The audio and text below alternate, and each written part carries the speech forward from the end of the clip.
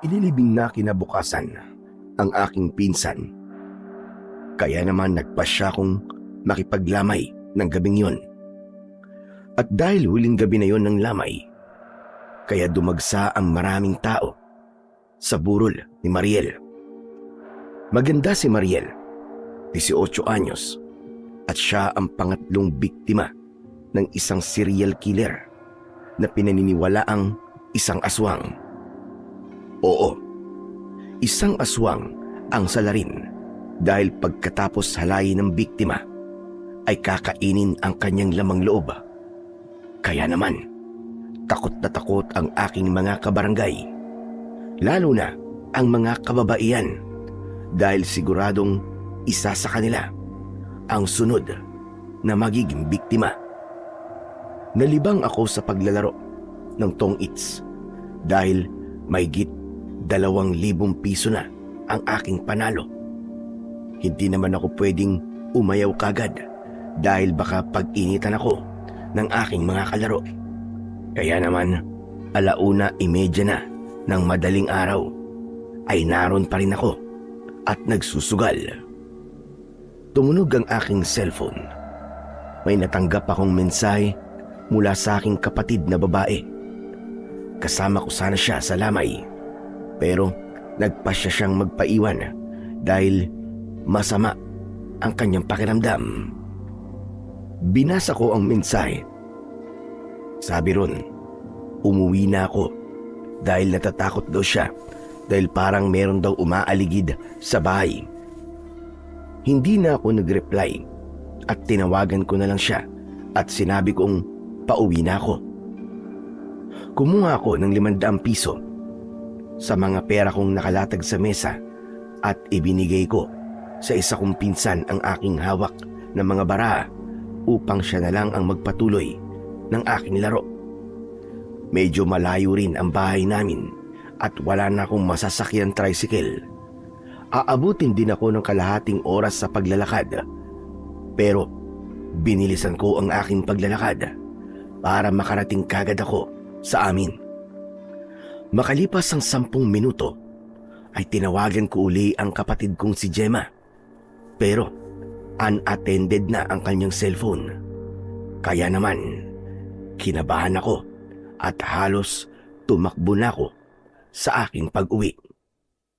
10 minuto pa uli ang lumipas ay natanaw ko na ang aming bahay. Siguro mga 100 metro na lamang ang layo. At dahil nakabukas ang ilaw sa harapan ng bahay namin, ay nakita kong nakabukas ang pinto.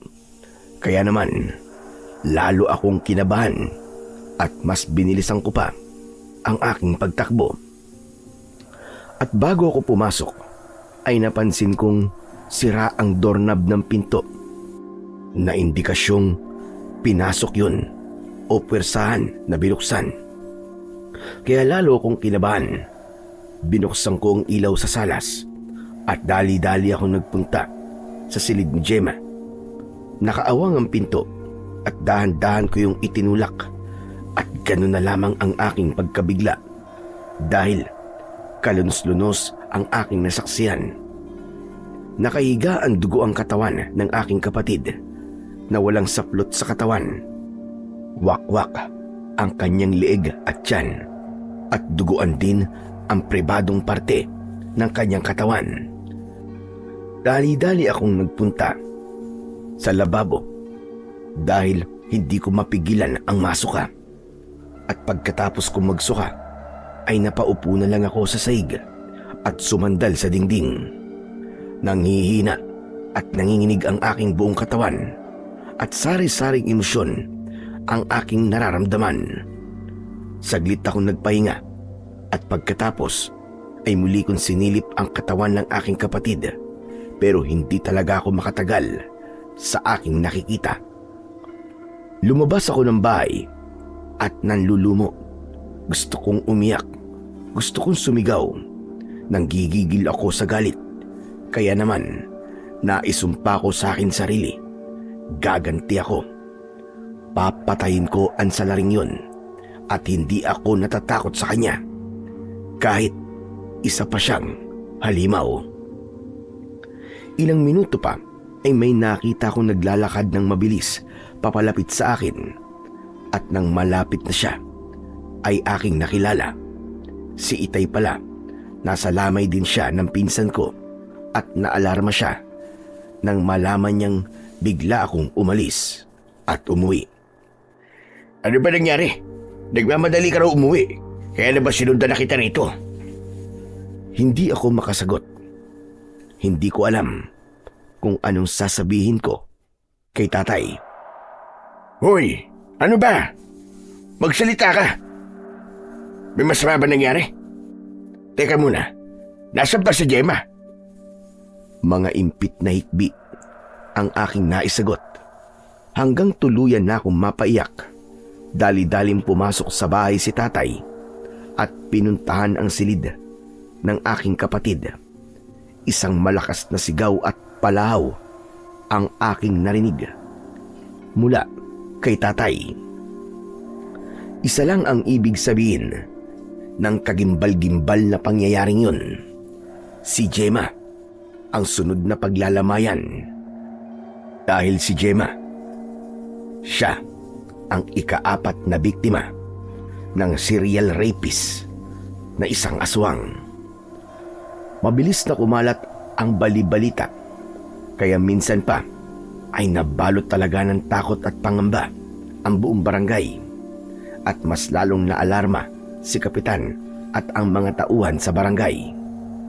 Hindi pa man nalilibing si Mariel ay may kasunod na kagad na biktima.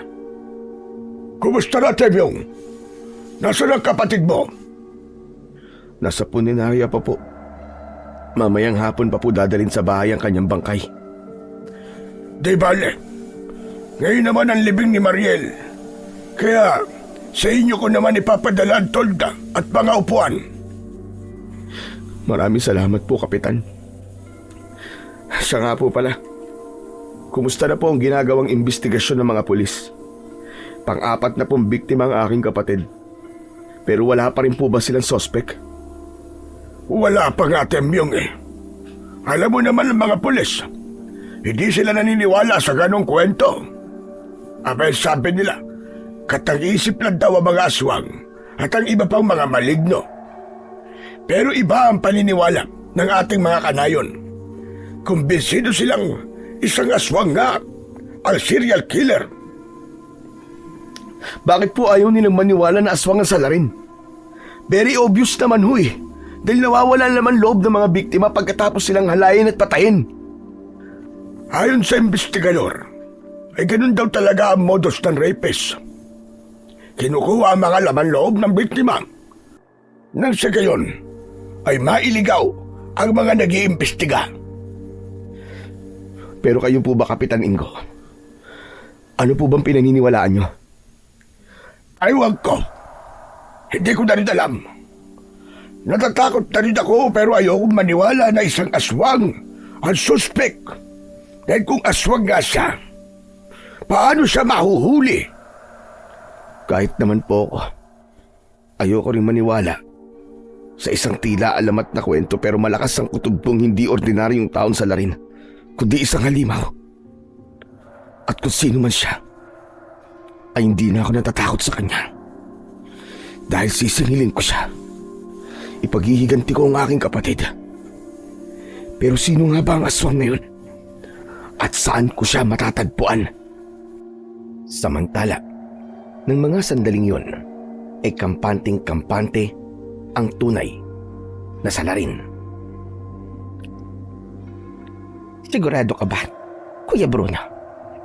Wala pang nakakahalata sa iyo. Paano nila mahahalata? Lahat ng naging biktima ko ay pinuntahan ko sa kanilang burol at nakihalubilo ako sa mga naglalamay. At paano nila ako paghihinalaan? Gayong isa kong barangay kagawad dito. At kung sakaling matigok si Kapitan, edi ako nang papalit sa kanya. Gusto mo bang tudasin ko na siya para ikaw na ang pumalit sa kanya? Kaya mo ba siyang sikmurain? Makunat na siya at amoy lupa. Siguradong hindi na masarap ang kanyang laman loob. Kung sa bagay, tama ka. Nakakawalang gana ang isang matandang makunat na katulad niya. Siya nga pala, kailan ka pupunta sa burol ni Gemma? Pupunta mamaya si Kapitan at ang buong staff ng barangay. Kaya obligado rin akong pumunta. Kahit naman doon sa mga nauna kong biktima. Pumupunta kami sa unang gabi ng burol. At ganun nga ang nangyari. Dumating sina Kapitan at ang kanyang mga kagawad, pati na rin ang ilang staff ng aming barangay. Kasama ni Kagawad Bruno, ang kanyang kapatid na si Lukring na isang aswang. Nakikiramay kami sa inyo, Temyong, Mangkulas. Huwag kayo mag-alala. Malalagpasan din nyo ito. Kaya nga naman po, Mangkulas. Pagsubok lang po ito na dapat niyong pagdaanan. Maraming salamat sa inyong pagpunta, Kagawad Bruno. Pati na rin sa iyo, Lukring. Kumain po muna kayo. Marami pong pagkain sa kusina. Sige, salamat. Busog pa naman kami. Kinabukasan ay may ipinagtapat sa akin si tatay at hindi ako makapaniwala sa kanyang sinabi. Anak, may suspect na ako sa mga nangyaring karumal-dumal na krimen dito sa ating barangay. Ha? Talaga po, itay? Sigurado po ba kayo? Oo, anak. Sigurado ko. At siya'y walang iba kundi ang hayop na yun. Si Kagawad Bruno. Ho? Nakakatiyak po ba kayo? Paano niyo naman po nalaman na siya yun? Hindi ako maaaring magkamali. Aswang si Bruno. Pati na rin ang kapatid niyan si Lukring. Hindi maipaliwanag sa akin ni tatay kung paano niya yun nalaman dahil meron siyang inililihim sa akin. Lingid sa aking kaalaman ay may dugo na kalahating tikbalang si tatay kaya meron siyang kakayahang maramdaman ang sinumang malignong kanyang makakasalamuha at ganun din si Bruno at Lukring. Naramdaman din nila na si tatay ay isa ring maligno. Naamoy mo rin ba? Oo, amoy na amoy ko na isang tikbalang si Mangkulas. Kung naamoy natin siya, malamang naamoy din niya tayo. Ganun na nga. Kaya bistado na tayo. Delikado ang lagay natin. Ano ngayon ang ating gagawin? Papatayin ba natin si Mangkulas? Hindi yung ganun kadali. Dahil may angkin ding lakas at kapangyarihan ng isang tikbalang. Pero dalawa naman tayo, kuya. Ano kaya kung pagtulungan natin siya? Hindi tayo pwedeng magpadalos-dalos. Makiramdam muna tayo. Siyempre, naalerto na si Mangkulas. Kaya alam kong lagi rin siyang nakaanda. Siguradong paghihinalaan kanyang ikaw ang bumiktima sa kanyang anak. Kaya reresbakan kanya, panigurado yun. Wala siyang ebidensya na akonsa na rin. Kaya hindi siya basta-basta gagawa ng marahas na akbang. Makiramdam na lang muna tayo. Dahil yun ang pinakamainam na pwede nating gawin. Hindi na nagbalik pa sina Bruno at Lukring sa mga sumunod na gabi ng burol. Pero naroon sila sa huling gabi ng lamay. At dahil nakukuryos ako sa sinabi ni tatay, kaya palihim kong minamatyagan ang kanyang mga kilos. Nakita ko siyang lumapit sa ataol ng aking kapatid. Nakasarado ang ataol dahil hindi kaaya-aya ang kanyang itsura. Walang magawang paraan ang make-up artist ng puninarya para ayusin ang muka ng kaawa-awa kong kapatid na si Gemma. Maganda naman ang itsura niya sa picture frame na nakapatong sa ataol. Nakita ko ang nakakaasar na ngiti ni Bruno habang pinagmamasdan ang maamong muka ng aking kapatid sa larawan. At malakas ang aking kutob. Positibong indikasyon yun na si Bruno nga ang salarin. At dahil gusto kong makumpirma kung tama ang aking hinala, ay nilapitan ko siya at nagtanong ako sa kanya. Ano sa palagay mo, Kagawad Bruno? Naniniwala ka rin bang aswang ang rapist na serial killer? Ano ka ba naman, Temyong? 2025 na. Pero naniniwala ka pa rin sa aswang? Pero yun ang pinaniniwalaan ng halos lahat ng taga rito sa ating barangay. Karapatan ng bawat isa ang maniwala sa gusto nilang paniwalaan.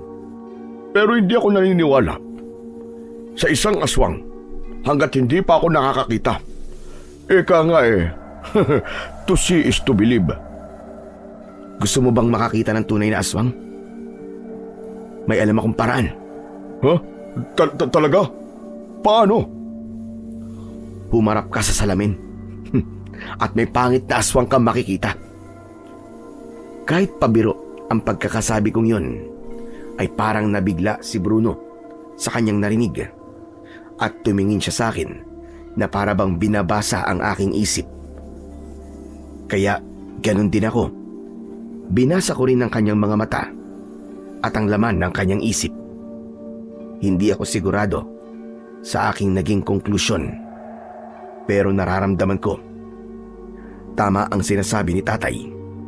Aswang nga si Kagawad Bruno, pati na rin ang kanyang kapatid. Aba, teka lang. Hindi magandang biro yan, Temyong, ha? Hindi ka nakakatawa.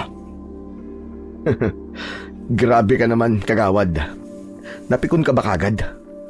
O baka naman, guilty ka? Teka. Ano ba talaga gusto mong palabasin? Pinagbibintangan mo ba ako, ha, Temyong? Oh, relax ka lang, Kagawad. Cool ka lang. Natatakot na tuloy ako eh. Kung makatingin ka kasi parang gusto mo akong lapain. Nagmumukha ka tuloy totoong aswang. Biglang tumalikod si Bruno dahil napikon siya sa akin.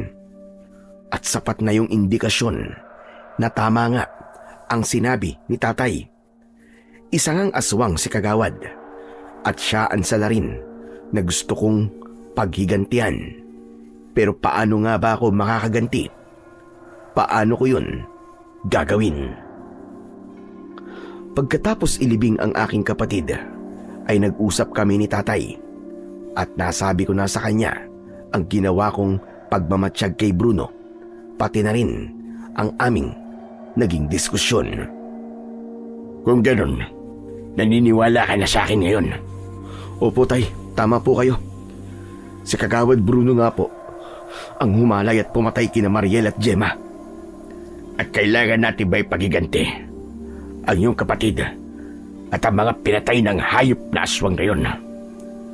Pero tay, paano po natin lalabanan ng isang aswang? Bawang at asin lang ang karaniwang pangontra sa kanila, anak.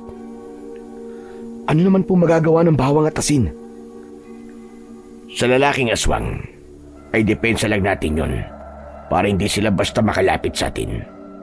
Pero sa babaeng aswang, kung siya isang manananggal, pwede natin lagyan ng asin at bawang ang kanyang kalahating katawan.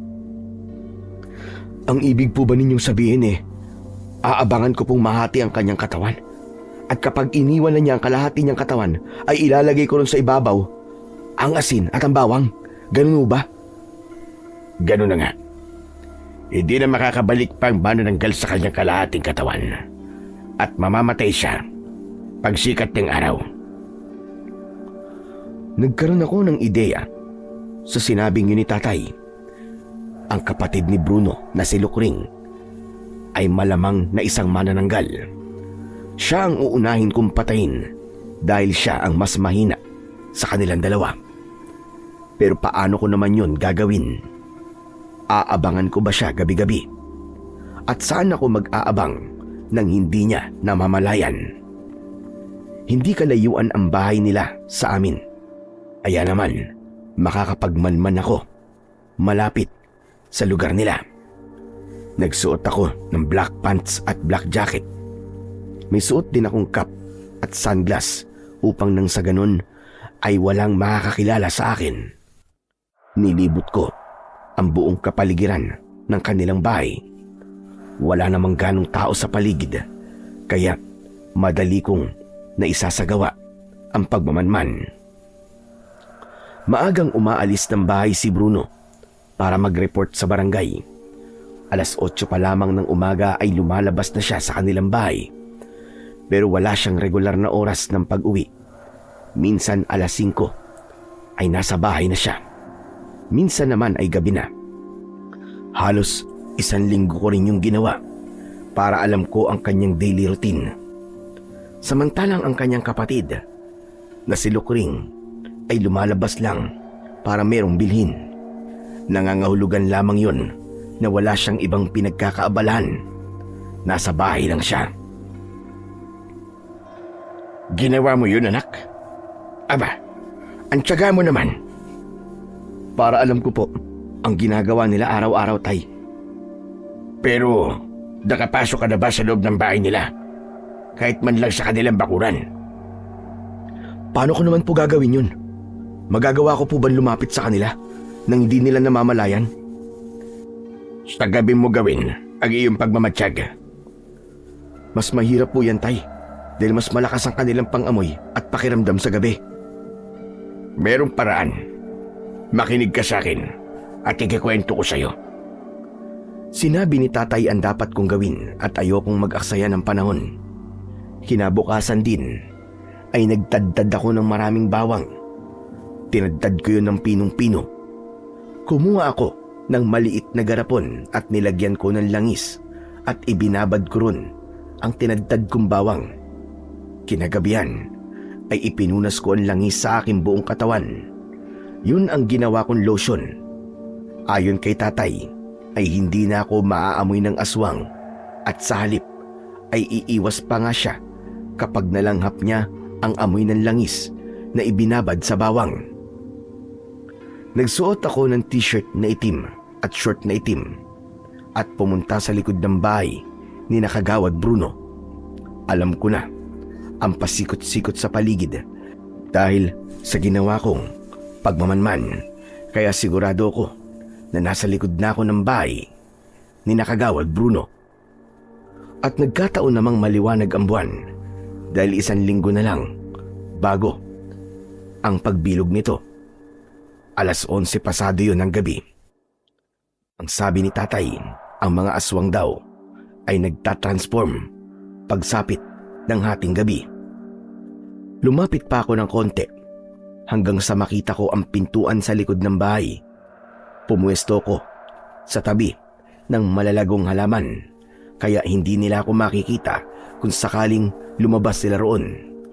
Hanggang sa sumapit nga ang hating gabi, ilang sandali pa ay may nakita akong lumabas sa pinto. Isang malaking asong itim, kaya malamang ay si Bruno na yon. At lumabas din sa pinto ang lumilipad na kalahating katawan na may pakpak na katulad ng sa paniki. At dinig na dinig ko ang pagaspas ng kanyang pakpak mula sa aking kinatatayuan. At lumipad na siya ng mas mataas patungo sa aking kinaroroonan. Kaya naman kinabahan ako.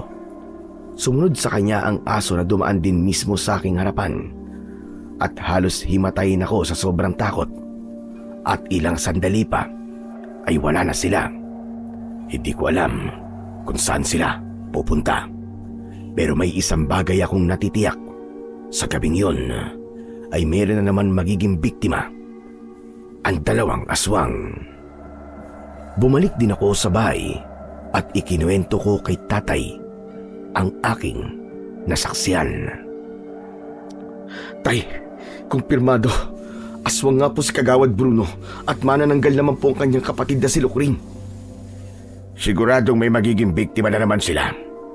Kaya abangan natin ang balita mamayang umaga. Sa palagay po ba ninyo ay sa isang lugar lang sila pupunta? O naghihiwalay pa sila?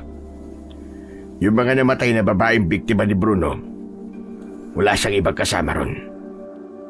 At kung may kasabay man naging biktima, ay nangyari yun sa magkaibang lugar. Nangangahulugan lang na hindi iisang lugar ang kanilang pinupuntahan. Pero tay, taga rito po lahat sa barangay natin ang naging biktima nila Bruno.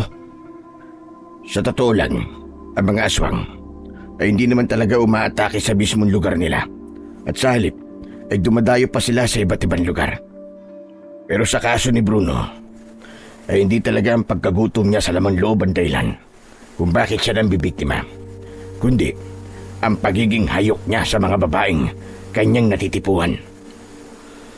Kung ganun, ang manghalay ang pangunahing motibo po ni Bruno. Demonyo siya. Napakamanyakis pala ng tarantadong yun. Sa totoo lang po, Tay, sa tuwing nai-imagine ko ang kulanos-lunos na itsura ni Gemma, ay nanggagalaiti talaga ako sa galit sa Brunong yun. Kailangan magwakas na ang kanyang kawalang yan.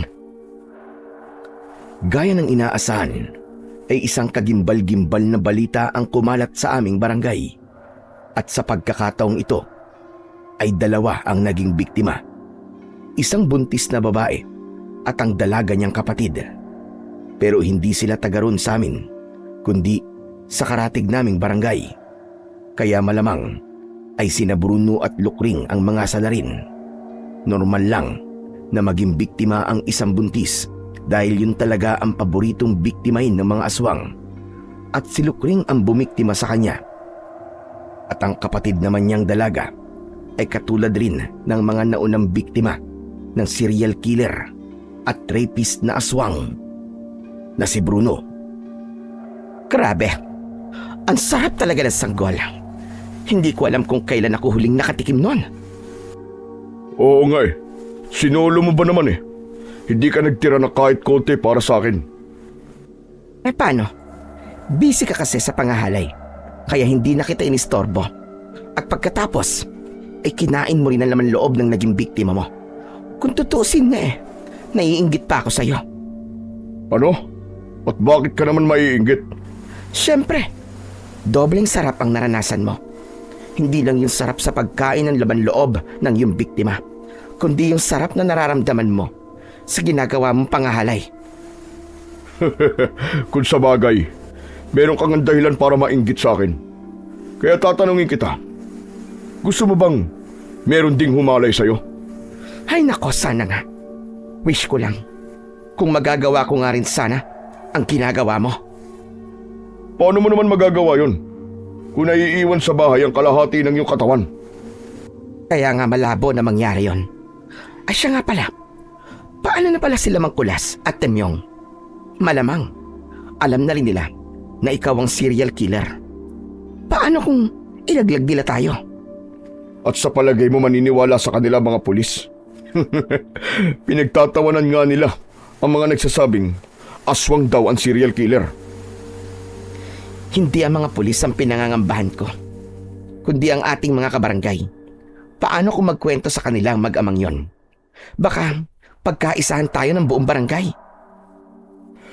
Kilala ako sa buong barangay at magandang naging pakikisama ko sa kanila. Kaya hindi nila paniniwalaan sila Temyong at Mangkulas. May punto si Bruno sa sinabi niyang yon. Dahil wala talagang maniniwala sa amin ni tatay kung sasabihin namin ang aming nalalaman. At maging si Kapitan ay hindi maniniwala sa amin dahil close silang dalawa ni Bruno. Ganun pa man ay sinubukan ko pa rin kausapin si Kapitan dahil siya man ay naniniwalang aswang nga ang serial killer, pero wala siyang kaalam-alam na kasama niya sa araw-araw sa barangay hall ang tunay na salarin. Grabe na talaga ang mga nangyayari, Kapitan. Panglima na ang sumunod na biktima. Oo nga eh. Pero nagpapasalamat pa rin ako. Dahil sa pagkakataong ito, ay hindi na taga rito sa atin ang huling biktima. Pero, wala pa ba talaga kayong ideya kung sino po ang salarin, Kapitan? Kung ang mga pulis nga ay walang alam, ako pa kaya? Pero sa palagay niyo po, ay taga rito kaya sa barangay natin ang serial killer? Matagal na ako rito sa barangay natin. At halos lahat ng taga rito ay kilala ko. At kung may paghihinalaan man ako, ay yung mga drug addict na kakilala ko. Pero lahat sila ay nakausap na ng mga investigador. At wala ni isa sa kanilang naging suspect. Kaya imposibleng taga rito ang serial killer na rapist. E paano po, Kapitan? Kung hindi ordinaryong taong tunay na salarin, kundi isang aswang na pinaniniwalaan ng mga karamihan sa ating barangay. Naisip ko na rin yan. Pero hindi ko alam kung dapat ko nga ba yung paniwalaan. hindi talaga uubra na magsumbong ako kay Kapitan.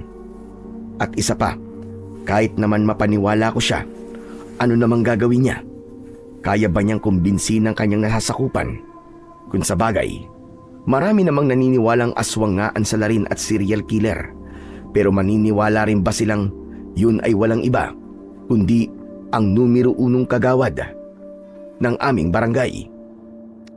Kaya naman malabo yun. Kaya wala kaming ibang maaasahan ni tatay, kundi ang aming mga sarili. Hindi talaga natin makukuha ang suporta ni Kapitan dahil kapanalig siya ni Kagawad Bruno, pati na rin ang iba pang nagtatrabaho sa barangay. Ano pong gagawin natin, tay? Maging sina Kagawad Bruno ay naghihinala na sa atin. Kaya paano kung bigla nila tayong salahayin? Hindi nila yung basta-basta magagawa. Magdadalawang isip sila. Pero tayo ang hindi dapat magdalawang isip. Kaya bumalik ka sa bahay nila sa kabilugan ng buwan. Siguradong magpapalit sila ng anyo sa gabing yon. Lalagyan ko po ba ng bawang at asin ang kalahating katawan ni Lukring? Mas maganda kung dadamihan mo ang tinadtad na bawang na ibinababad sa langis. At ilalagay mo rin sa langis ang isang dakot ng asin. Kailangan mo ng mas malaking garapon, anak. At yung mismong langis ang ibubuhos mo sa kalahating katawan ni Lukring. Nang oras din na yon, ay nagdaddad ako ng maraming bawang. Tinadtad ko yon ng pinong-pino at ibinabad ko sa langis na nakalagay sa mas malaking garapon. Nilagyan ko rin yun ng isang dakot na asin at 3 araw na nakababad ang bawang at asin sa langis. Kaya mas concentrated ang bisa nun. Kinagabihan ay bilog na bilog ang buwan, kaya ginawa ko ang dati kong ginawa. Nagpunas uli ako ng langis sa aking buong katawan at yung dating damit uli ang aking isinuot. At nagpunta ako sa bahay ni Kagawad Bruno. 11:30 ay naroon na ako sa dating pwesto sa tabi ng mga malagong halaman.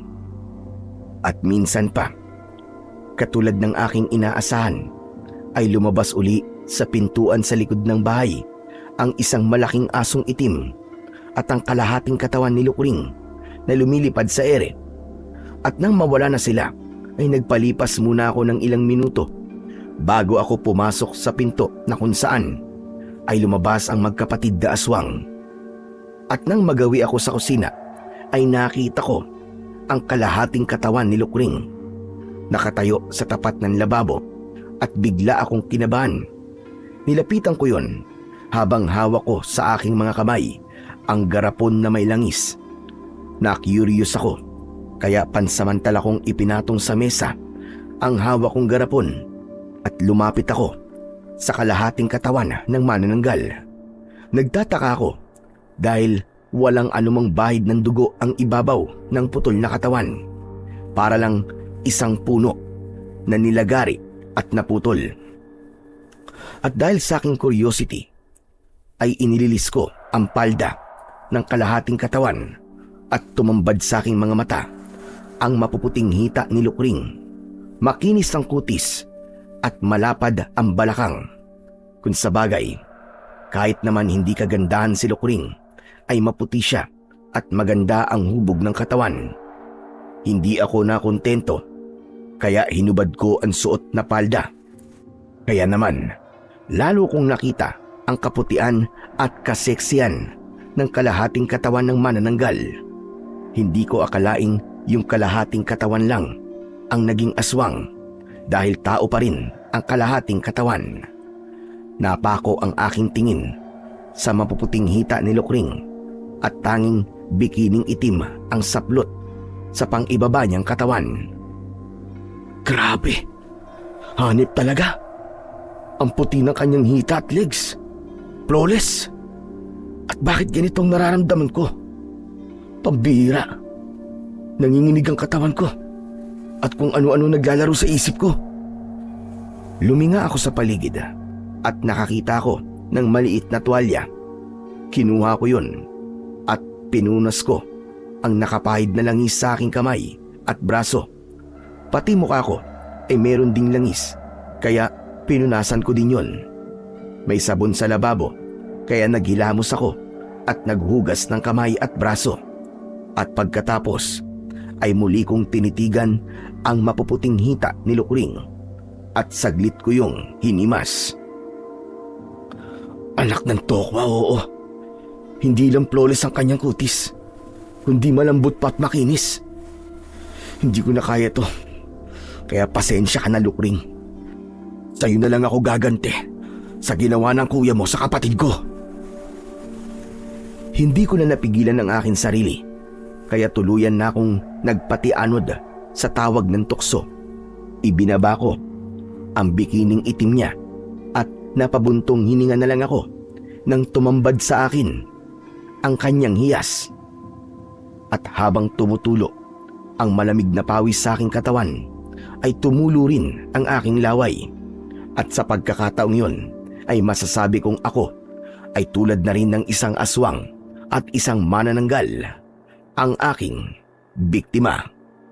Samantala, ng mga sandaling yon ay nasa ibabaw ng bubong ang magkapatid na aswang. Isa na namang buntis ang kanilang bibiktimahin. Naaamoy ko na ang sanggol. Grabe, ang bango. Takam na ako. Oo nga, ang bango. Nakakatakam na talaga.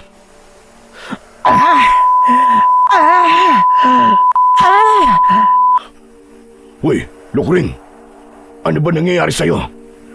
Ang sarap, Kuya Bruno. Ang sarap. Ang sarap talaga. Grabe ka naman sa imagination mo. Nararamdaman mo bang para ka nang kumakain ng sanggol ngayon? Hindi ganun, Kuya Bruno. Ang pakiramdam ko, ako ang kinakain. Bakit ganun? Bakit ang sarap?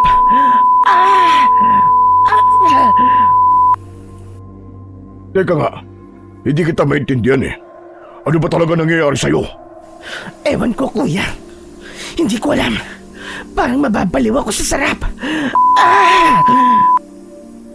Hindi ko talaga lubos maisip na magagawa ko yun.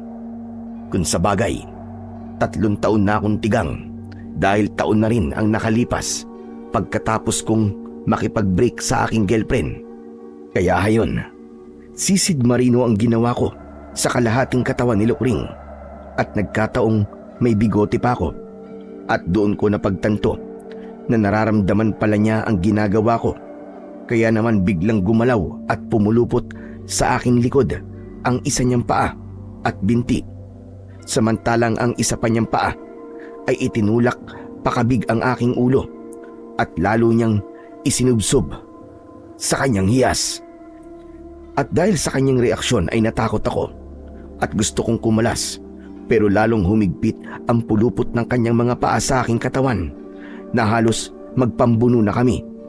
Pero pinilit ko talagang makawala hanggang sa ako ay makahugalpos at dali-dali akong umalis. Nakarating ako sa bahay na dala pa rin ang garapon ng langis. Hindi ko na isa katuparan ng aking plano. Kaya ganun na lang ang pagkadismaya ni tatay. Anak ka ng wedding team yung naroon ka na eh. Bakit hindi mo ibinuhos yung dala mong langis sa kalahating katawan ni Lukring? Pasensya na, tay. Nagambala kasi ang utak ko eh. Anong ibig mo ba sabihin? Tay, kasi na-curious kasi ako. Kaya tinignan ko kung anong itsura ng kalahating katawan ni Lukring. Tinanggal ko at inubad ang kanyang palda. Walang hiya ka. Binusuhan mo pa ang manananggal na yun. Hindi ka man lang banandire. At bakit naman po ako mandidiri, tay? Ang puti nga po ng legs niya eh. Flawless talaga. Pambiba Max po ang dating. Tapos ang kinis pa po. Tapos ang lambot ng kanyang kutis. Naku po, nalinti ka na sa Santissima Kulasang Pinong-Pino. Ano bang katarantaduan ang pumasok sa kukote mo, ha? Ay naku, tay. Sinabi niyo pa. Kaya hindi ko nga po napigilan ang sarili ko eh. Bakit? Ano bang ginawa mo? Ipinigtapat ko kay tatay ang aking ginawa at halos matulala siya habang ikinikwento ko ang mga pangyayari. Hindi siya makapaniwala sa kanyang narinig. Grabe ka, Temyong. ibang klase ka rin. Hindi ko lubos maisip na magagawa mo yun. Bakit tay? Nai-imagine niyo po ba ang naging eksena namin ni Lukring? Sinabi mo pa, para tuloy ako nanonood ng Viva Max. Pansin ko nga po tay. Ayan oh, biglang may bumukol po sa harapan ninyo. Anak ka ng teteng, napansin mo pa yon? Bitin pa nga ako sa storya mo eh. Tama po kayo, bitin talaga. Dahil hindi ko po na isa katuparan ang gusto kong gawin. Ewan ko lang kung magkakaroon pa ako ng isa pang pagkakataon tay. Damuho ka talagang bata ka, oo. Huwag mong sabihin, naghahangad ka pang masundan ang pangyayaring yon. Siyempre naman po, bitin ang part 1 eh, kaya dapat may part 2. Gaya nga po na nasabi nyo tay, para lang po kayo nanonood ng Viva Max, pero bitin ang istorya. Sana nga pang Viva Max. Pero paano kung pang shake, rattle and roll ang sumunod na eksena? Siyempre, malalaman nila Bruno at Lukring ang ginawa mong kapangasan, kaya malamang na pag-iinitan kanila. Wala naman po silang ebidensya na ako ngayon. Oo nga, pero ikaw pa rin ang pangunahing sospek. Kaya mag-iingat ka, Temyong. Bakit tay, pwede rin po kayo maging sospek kaya mag-iingat din po kayo. Samantala, sa pagbabalik ng magkapatid na aswang sa kanilang bahay, ay gano'n na lang ang galit at panggigigil ni Bruno. Napakawalang hiya niya! Papatayin ko siya! Relax ka lang, kuya. Kumalma ka lang. Paano ako magiging kalmado? Pinagtangkaan kang halayin ng hudas na yun. Hindi naman big deal sa akin yun, kuya. Sa katunayan nga, nag-enjoy pa ako sa ginawa niya. Umayos ka, Lukring, ha? Ngayon ko lang nalamang malandi ka pala. Pwede ba, kuya? Humarap ka muna sa salamin bago mo ako pagsabihan ng ganyan. Mas masahol pa nga ang ginagawa mo eh. 5 na ang babaeng hinalay mo. At hindi naman pa pwedeng ikaw lang ang may karapatang lumigaya at masarapan. Siyempre ako rin. Pero nalagay sa peligro ang buhay mo, Lukring. Paano? Kung lagyan niya ng bawang at asin ang kalahati ng katawan mo. Nakita naman natin yung patak ng langis sa saig, di ba? Amoy bawang na may asin. Pati yung tuwalya ko, may langis ding amoy ng bawang. Sa tingin ko, ayun talaga ang binabalak niya. Natuksulan siya sa kalahati mong katawan. Kaya hindi niya itinuloy ang masama niyang plano. Kaya nga, buhay pa ako. Kaya wag kang high blood masyado, kuya. Forget about it, my dear brother. Cool ka lang. Hindi ako matatahimik hanggat hindi ko nalalaman kung sino ang manyakas na yun. At walang ibang pwedeng gumawa nun, kundi si Mang Kulas. O kaya naman, ay si Temyong. Malamang si Temyong yon. Dahil naramdaman ko, meron siyang bigote. Napaliyad pa nga ako sa sobrang kiliti. Talaga lang ha. Humanda siya sa akin. Dahil papatayin ko siya. Yan ang wag na wag mong gagawin. Dahil ako ang makakalaban mo. O hindi, nalintikan na.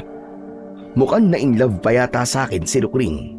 Pero okay lang, dahil pabor yun sa akin. Hindi ako basta-basta makakanti ni Bruno dahil meron na akong kakampi. At dahil doon ay madali kong maisa sa katuparan ang aking paghiganti. Pero kailangan ko ng mas maingat at mabisang plano. Kaya pag-iisipan kong mabuti ang susunod kong hakbang. At dahil pare-pareho naming alam ang mga nangyari, kaya magpapakiramdaman muna kami. Isang araw, habang ako ay naglalakad sa kalsada, ay sinundan ako ni Lukring. Napansin ko yon, pero nagkunwari akong hindi ko alam na nakabuntot siya sa akin. At nang medyo malayo na ang nalalakad ko, ay huminto ako at nilapitan ko siya. Sinusundan mo ba ako? Hindi Baka nagkataon lang na pareho tayo ng pupuntahan. Bakit, Temyong? Saan ka ba pupunta?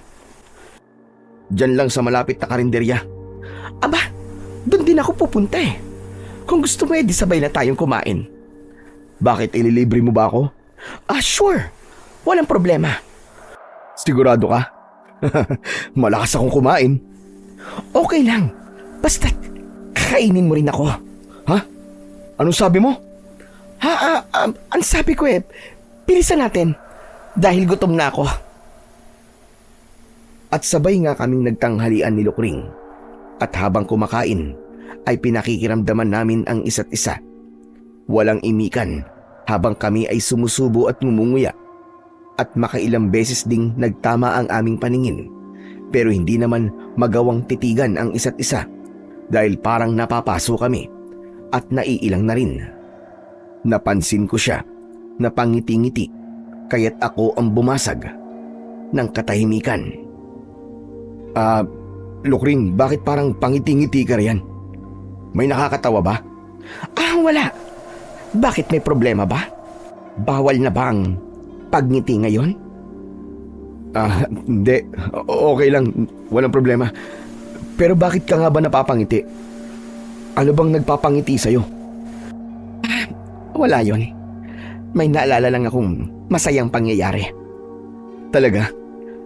Gaano naman kasaya? Ay nako, kung alam mo lang. Super saya talaga.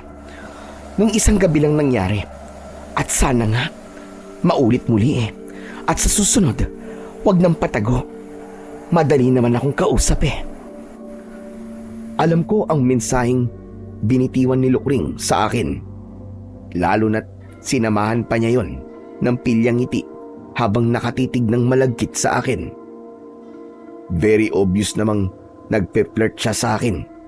Pero patay mali siya lang ako na para bang wala akong alam.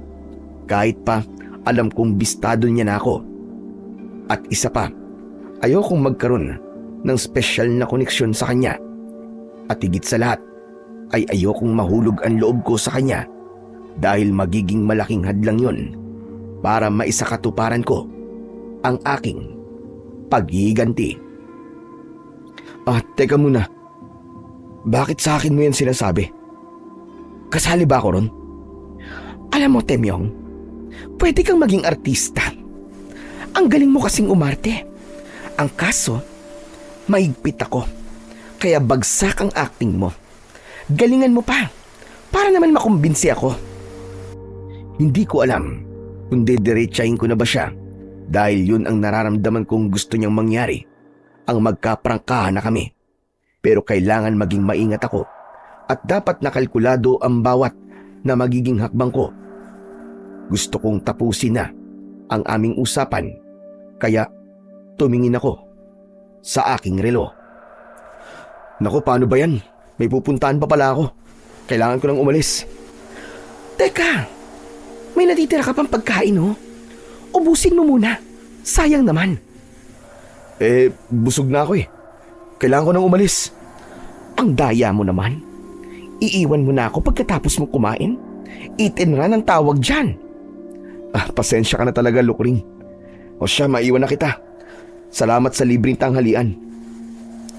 Tumayo na ako at humakbang ng ilang hakbang palayo. Pero may biglang pumasok sa isip ko. Kaya napahinto ako at binalikan ko siya. Teka, may nakalimutan pala akong sabihin. Kung gusto mong maulit muli, mas maganda pa rin yung patago para merong thrill. Kahit puro pasaring ang naging pag-uusap namin ni Lukring, ay nagkakaintindihan na kami sa mga mensaheng nais naming iparating sa isa't isa. Hindi namin magawang magkaprangkahan dahil pareho kaming naiilang dahil alam naming nakakahiya pa ring pag-usapan ang namagitan sa amin at kung ano nga ba ang susunod na kabanata ay hindi namin alam. Pero may isang bagay na pareho naming natitiyak. Nananabi kami at nasususpense kung ano nga ba ang sunod na mangyayari. Ganun pa man ay hindi ko dapat makalimutan ang pangunahing kong layunin, ang maipaghiganti ang aking kapatid.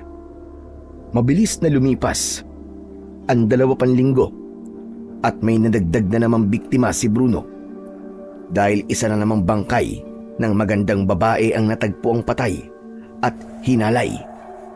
Isang batang-bata at 15 anyos na babae mula sa aming karatig na barangay. Pambihira. Wala talagang patawad si Bruno. Kahit sino na lang na kanyang makursunadahan. Wala siyang pinipili. At sukdulan na ang kanyang kademonyohan. Opo tay, tama kayo. Kaya kailangan po na matapos na po ang kanyang kasamaan. Oo anak, lahat naman ng bagay ay mayroong katapusan. Kaya darating din ang kanyang katapat. Pero tay, kailan pa po yun? Hindi ko na mahihintay pa ang araw na yun. Kailangan makaisip na ako ng paraan kung paano ko siya papaslangin. Kalimutan mo na ang binibalak mo dahil sigurado mapapahama ka lang. Bakit tay? Wala na ba talaga kayong balak na bigyan ng hustisya ang sinapit ni Gemma? Napatawad niyo na po ba si Kagawad Bruno sa karumal-dumal niyang ginawang kawalang yan? Siyempre hindi. Dahil pwede naman tayong gumanti at maningil sa ibang paraan. Po, teka.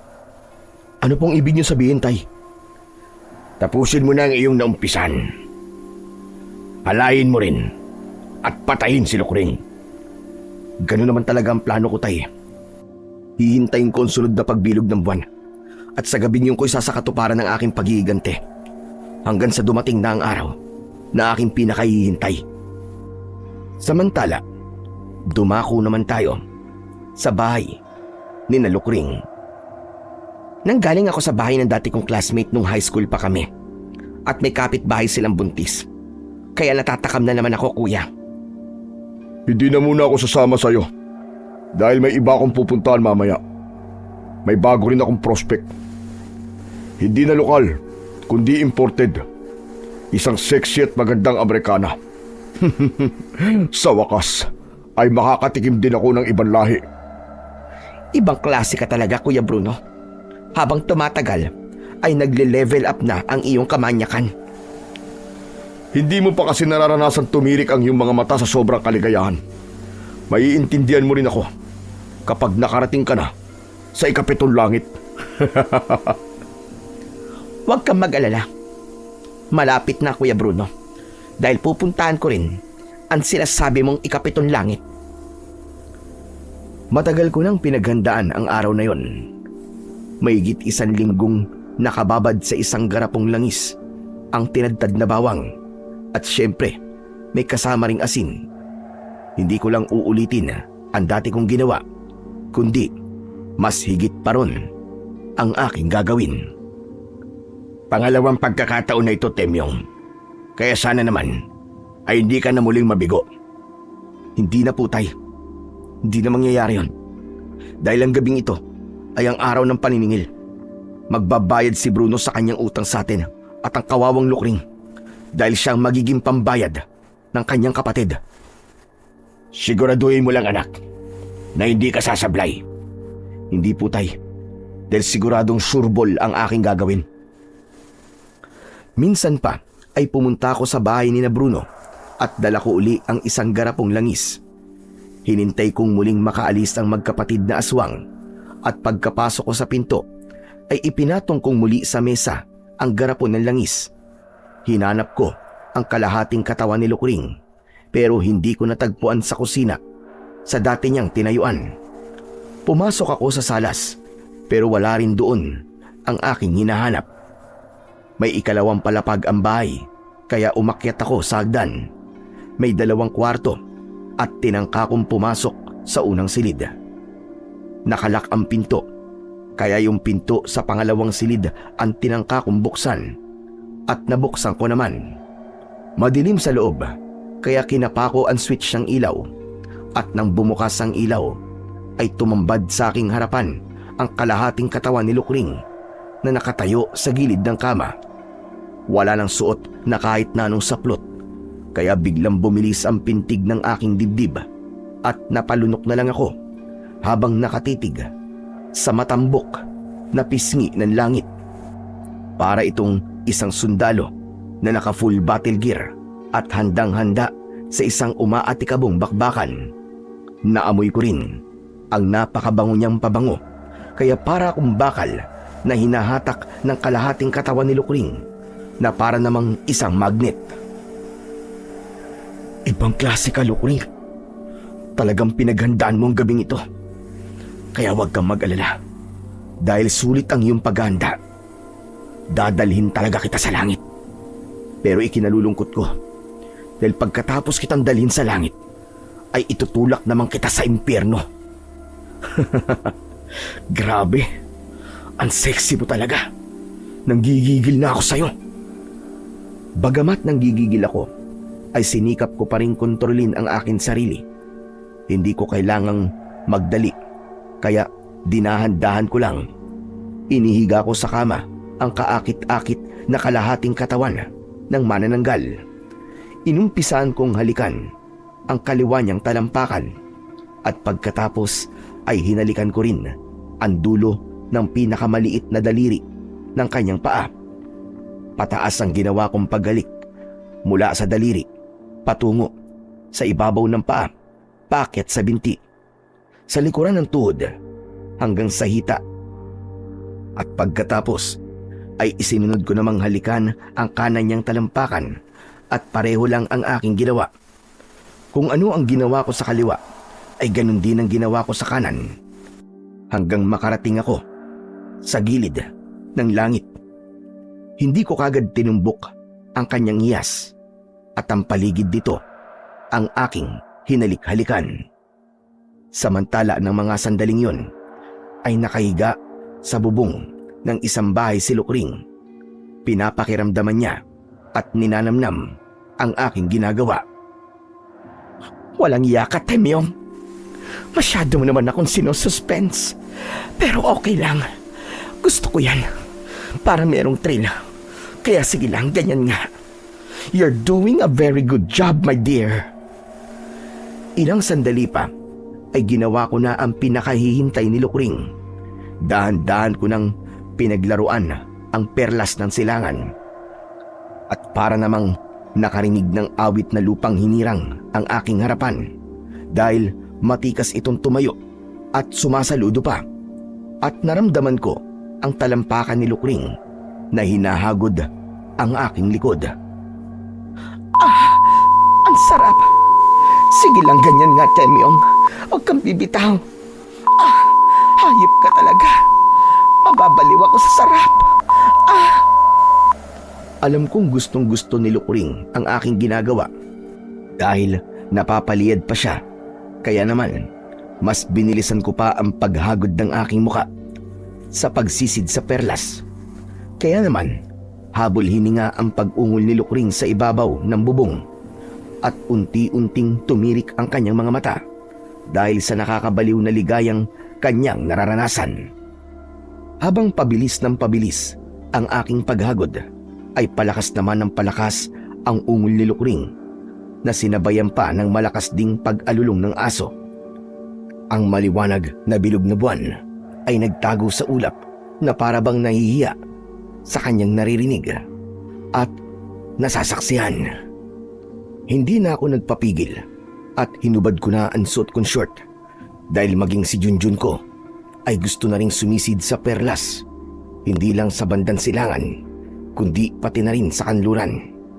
At tunay ngang masikip ang lagusan papuntang langit. Aray ko po! Ang sakit! Dahan-dahan lang, Temyong! Masakit talaga! Nakailang beses din akong labas-pasok sa makipot na pinto hanggang sa makarating ako sa langit. Saglit akong humiga at nagpahinga dahil pakiramdam ko ay naubos ang aking lakas. Biglang pumasok sa isip ko ang garapong may lamang langis kaya tumayo kagad ako at nagbihis. Dali-dali akong bumaba upang kunin yun at ibuhos sa kalahating katawan ni Lukring. Hawak ko na ang garapon at lumakad ako papuntang hagdan. Pero napatigil ako pagkarating ko ng hagdan. Teka muna. Tama ba talaga itong gagawin ko? Kapag tinapos ko si Lukring, ay siguradong tapos na rin ang kaligayahan ko. At bakit siya sisingilin ko? Gayong si Bruno naman talaga ang may utang sa akin. Nagdadalawang isip ako dahil nalilito ko at hindi ko na alam ang gagawin ko.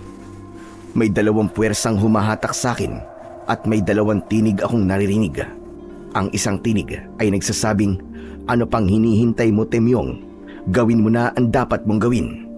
Bilisan mo bago pa maging huli ang lahat. At ang kataliwas na tinig naman ay nagsasabing, huwag, Temyong. Wala ka bang konsensya? Pagkatapos mong magpakasasa at magpakaligaya sa piling ni Lukring ay yan pa ang igaganti mo sa kanya. Kaya naman, minsan pa ay umuwi akong bigo dahil hindi ko na isakatuparan ang aking misyon. Ano ka ba naman, Temyong? 2 pagkakataon na ang iyong pinapalampas. Pasensya na po, Tay. Nakonsensya po kasi ako eh. Naawa po ako bigla kay Lukring. Walang konsensya at awa si Bruno. Kaya dapat ganun ka rin. Pasensya na po talaga. Dahil hindi ko po pala kayang gawin. Kung hindi mo kayang gawin, hindi ako ang gagawa. Parang awa niyo na po, Tay. Wag po. Ano ba nangyayari sa'yo? Bakit ka ba nagkakaganyan? Huwag mong sabihin na in love ka na sa halimaw na yon. Hindi naman po sa ganun, Tay. Nagawa ko naman po yung kalahati ng aking misyon eh. Tama na po siguro yun. Ano bang ibig mong sabihin, ha? Ipinagtapat ko na kay tatay ang buong pangyayari at inaasahan kong mauunawaan niya ako. Anak ka ng teteng, oo. Kaya naman pala eh. Marupok ka rin pala. At malamang nag-enjoy ka. Kaya gusto mong ulit-ulitin. Hindi ko po alam, Tay. Basta, bahala na po. Delikado yan, Temyong. Paano kung malaman ni Bruno? Siguradong re-resbakan ka niya. Huwag po kayo mag-alala, Tay. Dahil kakampi na po natin si Lukring. Paano mo naman nasabi yun? Basta, Tay, sigurado ako ron. Hindi natin kaaway si Lukring. At hindi niya hahayaang saktan tayo ni Bruno. Nakakahiya mang aminin. Pero tama si tatay. Nag-enjoy talaga ako kay Lukring at hindi ko inaasahang ako ang nakauna sa kanya. Isa yung maganda at masayang karanasang hindi ko na siguro makakalimutan. At marahil ay ganun din siya. Pero hindi ko pa alam kung ganun talaga ang kanyang saloobin. Samantala ng gabi ring yun, ay may bago na namang nabiktima si Bruno.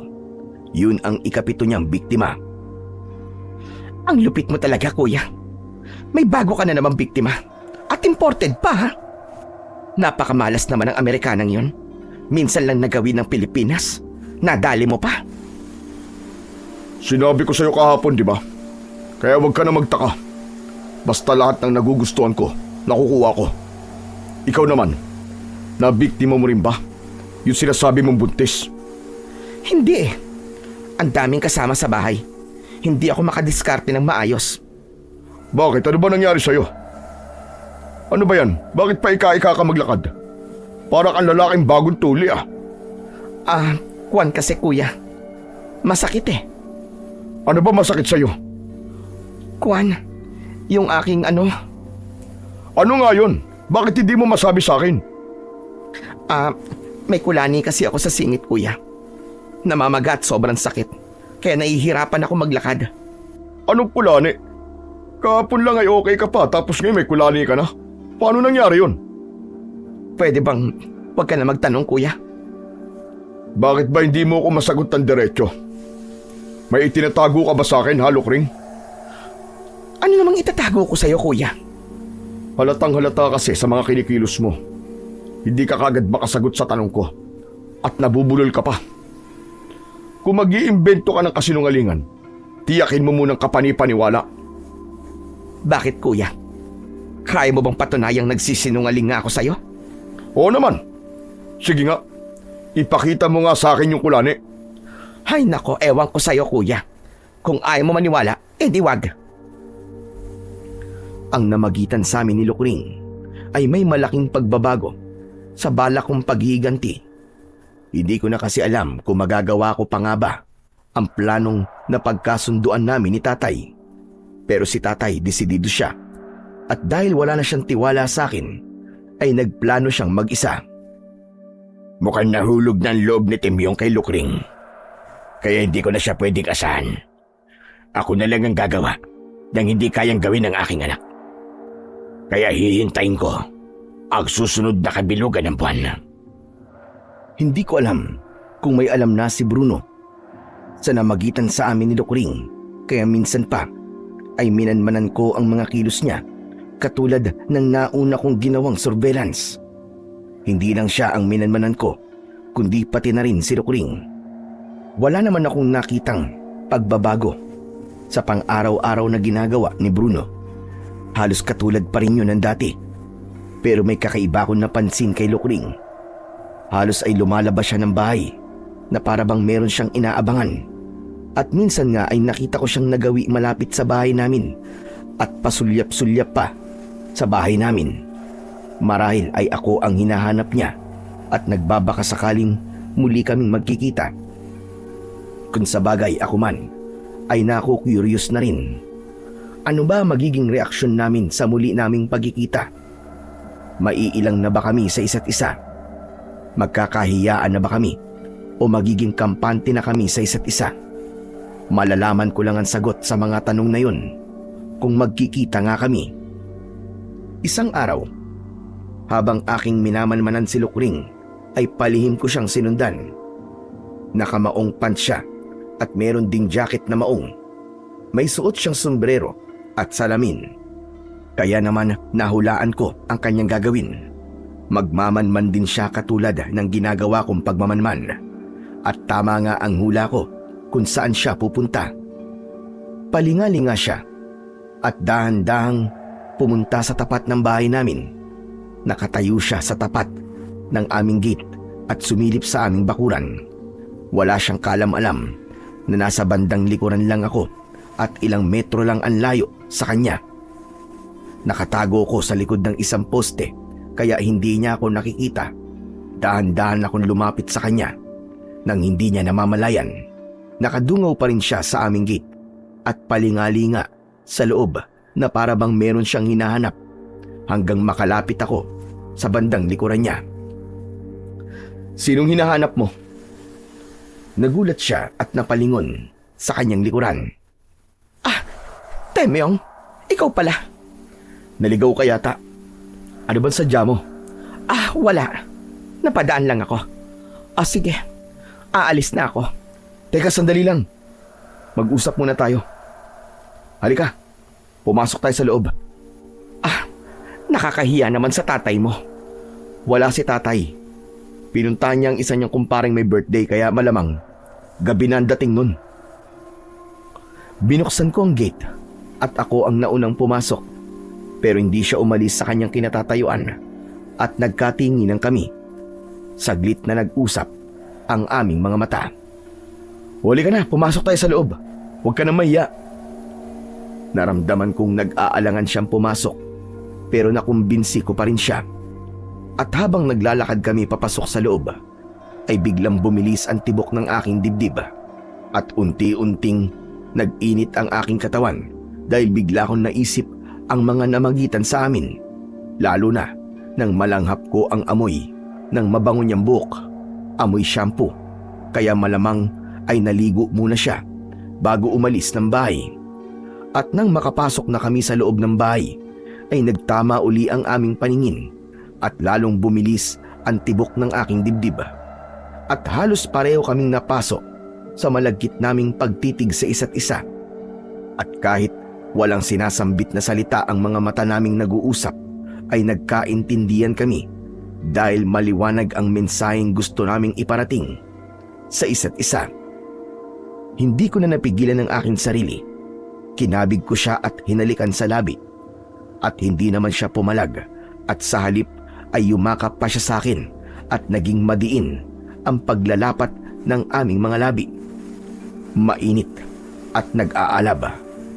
At nang kami ay bumitaw at nagkatinginan, nag-usap na naman ang aming mga mata at minsan pa ay muli ko siyang hinalikan.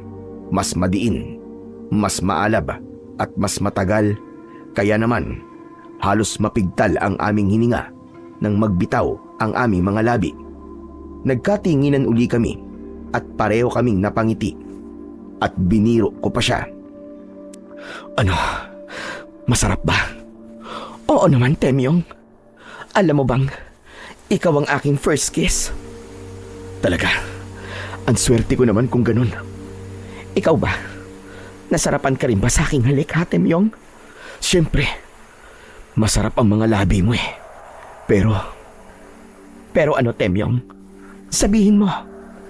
Mas masarap halikan ang isa mo pang labi. Yung isa mong labi na may perlas. Ano ka ba? Huwag mo na nga yung ipaalala sa akin dahil tumatayo ang mga balahibo ko. Ako rin, Lukring. Pero hindi lang ang balahibo kong tumatayo kapag naaalala ko yun. Ay nako, ikaw talaga. Napakapilyo mo. Pero nagustuhan mo naman ang kapilyuan ko, di ba? Kaya ka nga nagpunta rito eh. Dahil namimiss mo yun. Oo na. Aaminin ko, Temyong. Maiiya pa ba ako pagkatapos ng mga nangyari sa atin? Siya nga pala. May pagkain ba rito?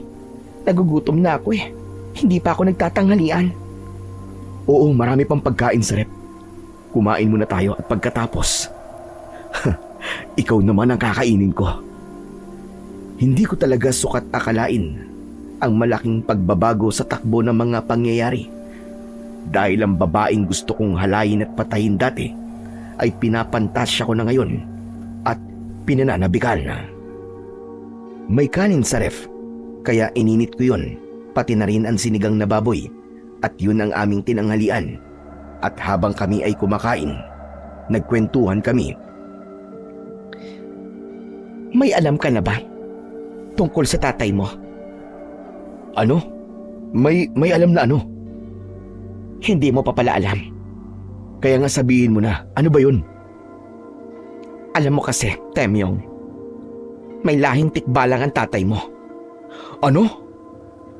Hindi ako makapaniwala sa aking narinig. Pero nakumbinsi ako ni Lukring, kaya naman bigla akong nalungkot dahil may lahi din pala kami na halimaw at hindi ko alam kung may dugong halimaw din ako. Teka, change topic tayo. Iba na lang ang pag-usapan natin. Anong gusto mong pag-usapan natin, Temyong? Di yung tungkol sa ating dalawa at sa masaya nating adventure. Sa totoo lang, Temyong, parang ayokong pag-usapan ng bagay na yan dahil nahihiya ako sa'yo. Pagkatapos ng nangyari, magkakahiyaan pa ba tayo? Wala ka naman pwedeng itago sa akin eh dahil nakita ko ng lahat. Kaya nga nahihiya ako sa'yo dahil sa halip na itago ko ay ibinuyang-yang ko pa. Bakit? Sulit naman ah. Dahil naging masaya ka naman, di ba? Oo.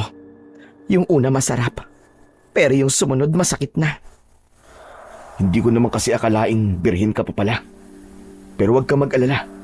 Dahil yung kasunod ay masarap na, hindi na masakit. Ano ka ba? Huwag mo nga akong tignan ng ganyan. Tapos, mapang-asar pa ang ngiti mo. Pagkatapos naming kumain, ay binuksan ko ang TV at naghanap ako ng pwede naming panoorin.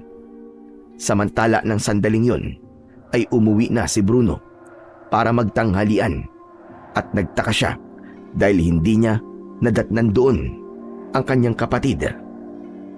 Saan kaya nagpunta ang Lukring na yun? Ngayon ko lang siya nadatnang wala rito at hindi rin siya nagluto. Anak ng tokwa. Wala akong kakainin. Saan kaya nagpunta ang babaeng yun? Di bale, tatawagan ko na lang siya. Nagring ang cellphone ni Lukring dahil hinahanap na siya ni Kagawad Bruno. Pero hindi niya yun sinagot at para hindi uli siya matawagan ay in-off na lang niya ang kanyang cellphone at nagpatuloy kami sa panonood ng Korean love story. Hanggang makita namin ang isang eksena na kung saan ay naghalikan ang bidang lalaki at ang bidang babae. At sa kanilang paghahalikan ay nakarating din sila sa kama. At pagkatapos ay dun na naganap ang isang umaatikabong bakbakan. Nagkatinginan kami ni Lukring at syempre, ano pa nga ba ang sunod na mangyayari kundi katulad din ng aming pinapanood na eksena. Hinalikan ko sa labi si Lukring at pagkatapos ay ang leeg naman niya ang pinaliguan ko ng halik. Umangat ang aking mga labi hanggang sa makaabot sa kanyang tenga. Hindi na ako nakatiis kaya hinata ko ang kanyang kamay at dinala ko siya sa aking silid.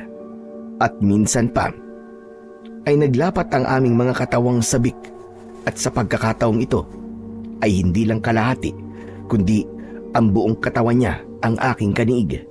Oo, nagsanib ang aming nag-aalab na katawan at nagtampisaw kami sa tubig ng kaligayahan at nagpakalunod ang aming mga hayok at uhaw na laman.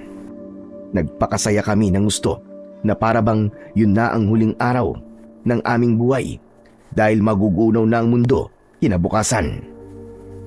Pero nakakapagod din pala ang magpakasasa sa kaligayahan dahil makailang beses kaming umakyat at nakarating sa ikapitong langit. Halos maubos ang aming lakas, kaya naman nakatulog kami ng mahimbing. 8:00 pasado na ng gabi nang ako'y magising. Pero si Lukring ay mahimbing pa rin natutulog. Tumayo ako at nagpunta sa banyo para maligo. At nang mga sandaling yun ay dumating si tatay. Lasing siya dahil nakipag-inuman siya sa kanyang kumpare. Napansin niyang nakabukas ang aking silid, kaya pumasok siya at laking gulat niya nang makita niyang nakahiga sa kama si Lukring at walang saplot sa katawan. Anong ibig sabihin nito? Bakit natutulog ng hubot-tubad dito si Lukring? Susantissima. Ang sexy. Nanggigigil ako. Masarap na pulutan ito. Kahit walang alak. At dahil sa espiritu ng alak ay hindi nakapagpigil si tatay. Sinisid agad niya ang 2 malulusog na dibdib ni Lukring, kaya naalimpungatan siya. Pero nanatili siyang nakapikit dahil antok pa rin siya. Pero hindi siya pumalag at nagpaubaya na lang sa pag-aakalang ako ang humahalik sa kanya. Ano ba? Ano ba, Temyong? Huwag mo naman ako masyadong panggigilan. Tuloy-tuloy lang si tatay sa kanyang ginagawa na para bang walang naririnig. Grabe ka naman sumibasib. Para ka mauubusan. Pero sige, bahala ka. Hindi ko babasagin ang trip mo. Bumaba ng bumaba ang ulo ni tatay hanggang makarating doon. At yun naman ang kanyang pinanggigilan. Temyong, ano ba? Dahan-dahan naman. Ilang beses mo nang ginawa yan pero gutom na gutom ka pa rin. Gigil na gigil talaga si tatay at sa kanyang panggigigil ay nakagat niya ang bagay na yon. Aray, ano ba? Bakit mo kinagat? Naantala si tatay sa kanyang ginagawa dahil biglang bumangon si Lukring at nagulat siya nang makita niya si tatay at tinakpan niya ng kumot ang kanyang hubad na katawan. Ikaw pala yung matanda ka. Daig mo pa ang asong ulol na hayok sa laman. Bakit akong sinisisi mo?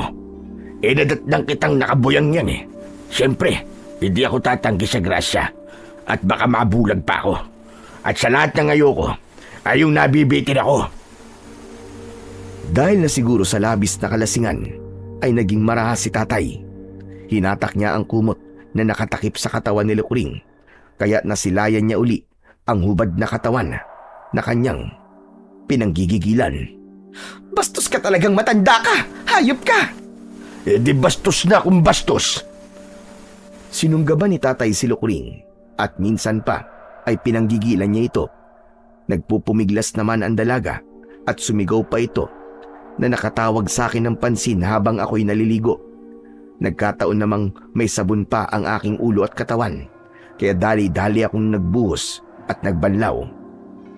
Masyadong naging mabilis ang pangyayari, kaya biglang nagbagong anyo si Lukring. Nahati ang kanyang katawan at siya ay naging isang manananggal. Nagbago rin ng anyo si tatay bilang isang kabayo at naging tikbalang, at silang dalawa ay naglaban. Kung tutuusin ay mas malakas si tatay, pero hindi nawala ang epekto sa kanya ng alak kahit pa siya ay nagbago na ng anyo. Masikip sa loob ng bahay kaya sa labas sila nagpatuloy ng pakikipaglaban. At nang makalabas ako ng banyo, pinanood ko sila. Agilid si tatay dahil ilang beses siyang natumba dahil sa kalasingan. Nakita kong duguan ang kanyang leeg at katawan dahil sa kalmot ni Lukring. Mahaba kasi ang kanyang mga kuko. Tama na yan! Magsitigil kayo! Lukring, maawa ka sa tatay ko! Huwag kang makialam dito! At lalong huwag kang magmamakaawa sa kanya! Pasensya ka na, Temyong. Hindi kita mapagbibigyan. Kailangan kong ipagtanggol ang aking sarili. Pareho silang palaban at ayaw magpaawat Kaya wala akong ibang nagawa kundi ang manood. Dehado talaga si tatay dahil hindi niya mahagip si Lukring. Hindi tumama ang kanyang suntok at tadyak, samantalang si Lukring ay aatake. At kapag nakatama ng kalmot ay lilipad pataas. At habang tumatagal ang laban ay parami ng parami ang kalmot ni tatay hanggang mabalot na ng dugo ang kanyang katawan. Biglang may pumasok sa isip ko. Nagpunta ako sa kusina at kinuha ako ang garapon ng langis na may nakababad na bawang at asin. Pinuntahan ko ang kalahating katawan ni Lukring at ibinuhos ko ron ang langis. Pumulo at bumula ang langis na nasa kalahating katawan ng manananggal at unti-unti itong nalusaw. Para kasing asido ang epekto ng langis sa nabuhusang kalahating katawan. Napasigaw si Lukring dahil sa sobrang sakit at nawalan siya ng kontrol sa paglipad at bumagsak siya na gumugulong sa lupa. Nagpilit siyang muling lumipad pero naubos ng kanyang lakas. Nangisay siya at naghingalo hanggang sa tuluyan ng malagutan ng hininga. Samantala, si Itay naman nagbalik na sa anyong tao at isinugod ko siya sa ospital. Pero makalipas lamang ang 15 minuto ay binawian din siya ng buhay dahil naubusan siya ng dugo. Dahil sa pagkamatay ni Lukring ay alam kong ako ang pag-iinitan ni Bruno. Kaya nagsumbong ako kay Kapitan. Ikinuwento ko sa kanya ang buong pangyayari. Hindi siya makapaniwala kaya isinama ko siya sa bahay namin. May mga kasama rin siyang mga barangay tanod. Meron din siyang isinamang pulis at investigador. Mabuti na lamang at naroon pa rin ang bangkay ni Lukring na nasa anyong tao na, pero hati pa rin ang kanyang katawan at ang kalahating katawan niya ay nalusaw mula bewang hanggang tuhod, kaya binti at paa na lang ang natira. Nakita niyo ang ebidensya, Kapitan. Kaya sigurado naman na maniniwala na kayo. Oo, totoo nga. Pero nasa na si Kagawad Bruno? Alam ba niya ito? Hindi ko po alam kung nasa na siya, pero malalaman din niya ang pangyayaring ito. Ano po bang gagawin niyo rito sa bangkay ni Lukring? Siyempre, dadalhin niya sa punerarya at abangan natin kung kukunin ni Bruno ang bangkay ng kanyang kapatid. Mag-aalas 11 na ng gabi, kaya pinakiusapan ko si Kapitan na bigyan ako ng proteksyon. Kaya may 2 pulis at 5 barangay tanod ang nagbantay sa akin. Hindi ko agad naiburol si tatay dahil kailangan pang i-autopsy ang bangkay niya. Samantala, si Lukring naman ay sa punerarya na lang ibinurol dahil ayaw ni Bruno na doon sa bahay nila paglamayan ng kanyang kapatid. Mabilis na kumalat sa buong barangay ang aking kwento. At nag-viral pa ang interview sa akin ng isang sikat na vlogger. At dahil doon ay marami na ang natakot at nangilag kay Bruno. Pati na rin ang mga kaibigan at kasama niya sa barangay ay nagbago na ang pakikitungo sa kanya. Walang matibay na batayan ang aking akusasyon, pero marami ang naniniwalang si Bruno ang serial killer. Ang bira. Pati ba naman kayo, Kapitan? Naniniwala rin sa kwentong barbero? Pero paano mo ipapaliwanag sa akin ang kalahating katawan ng kapatid mo si Lukring? Bakit akong tinatanong nyo? Si Temyong ang pumatay sa kanya. Yun na nga eh. Si Temyong mismong testigo.